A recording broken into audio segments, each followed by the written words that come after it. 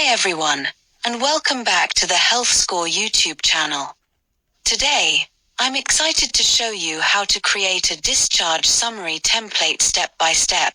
Let's dive right in. First, head over to the Assessments Admin module. From there, select Admin under the Select Department option. In the Assessment Scale name field, type in Discharge Summary. Then, for the Select Scale type, choose Discharge Summary Template. Now, it's time to start adding your headings and data types to the template. Here's how. Item name. This will be the name of your heading in the discharge summary. Select data type. Choose the type of data that will be associated with this heading, such as text, date, or numeric. Default value. If you want to pre-fill any field with a default value, you can add it here. Default text. Optionally, you can set a default text for the field.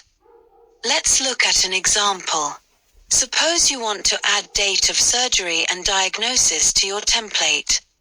Enter date of surgery in the scale item name field and select date picker as the data type. Click the plus symbol to add this item to your template. Enter diagnosis in the scale item name field and choose rich text as the data type. This allows for detailed text entries. Once you've added all your headings, click the Submit button to finalize your discharge summary template. And that's it. You've just created your discharge summary template with these simple steps.